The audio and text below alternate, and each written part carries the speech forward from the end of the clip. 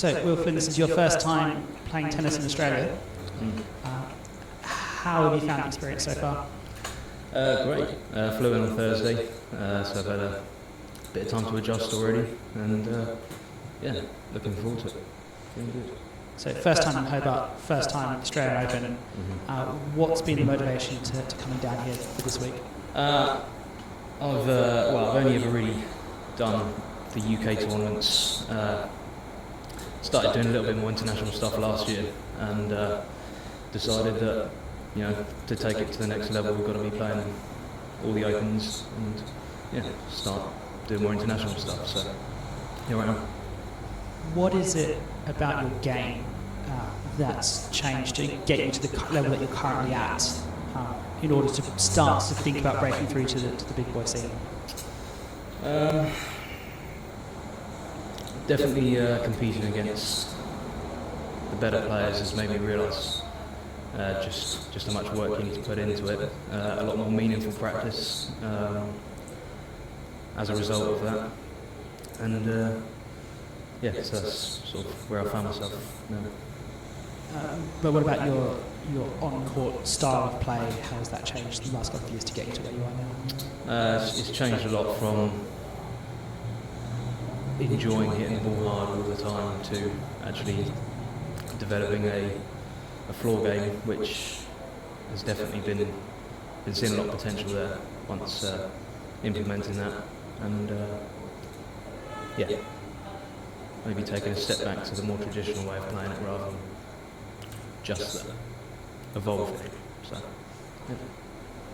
So you played in a British Open a couple of months ago, a five-setter against Zach, with a pretty dramatic ending. How have you picked yourself up from that loss? Learn more from the loss.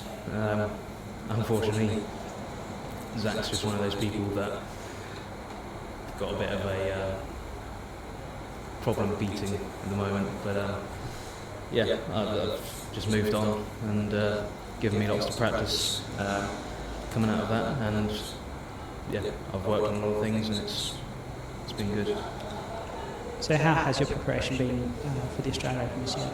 Prep's been good.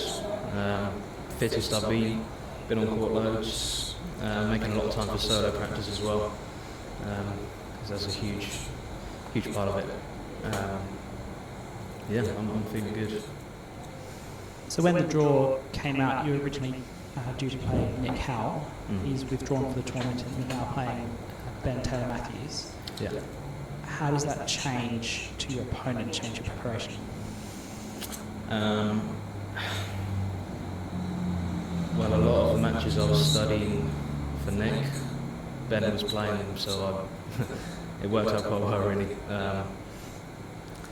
It's a totally different game, but both were high-ranked players, so there's no pressure for me whatsoever. So in that regard, not a lot's changed. But I've got a good game plan. So. What's your goal coming into this tournament?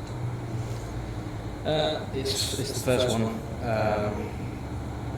It's a tough draw, so I just want to get out there, get the experience, and just give it my best out there and don't leave anything. So. You're playing the doubles with Claire. Can you tell me a bit about your partnership with Claire and what we're going to see out there? Yeah, it's the first time we've ever played doubles together, I believe.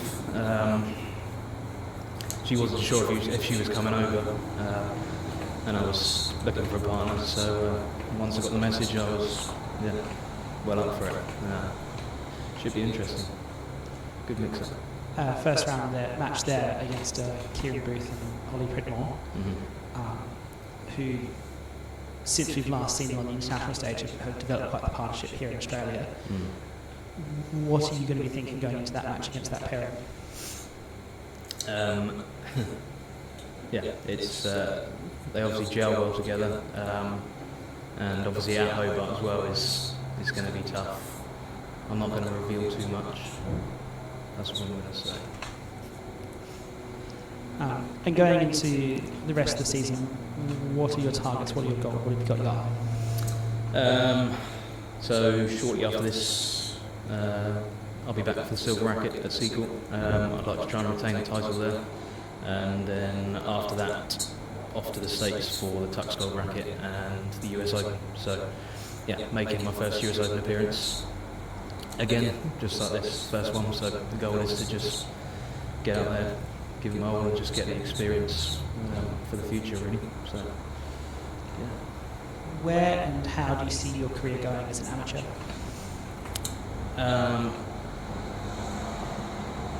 I'm still undecided as to whether that's going to continue down that path. I'm not sure yet.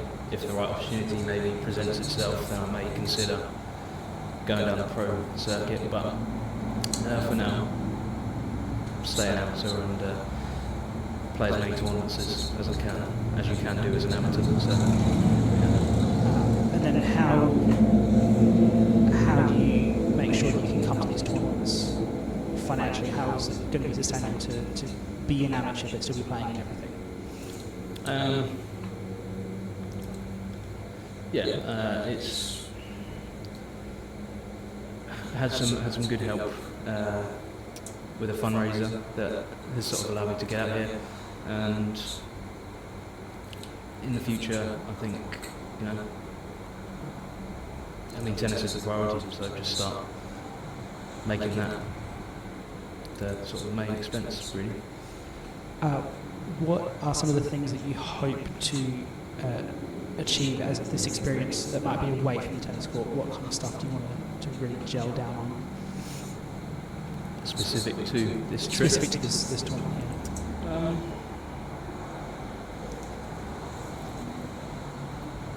Seeing new courts, and just being in the environment of all these good players. Just getting the experience, really. All right, well, Flynn, thank you very much. Cheers, mate.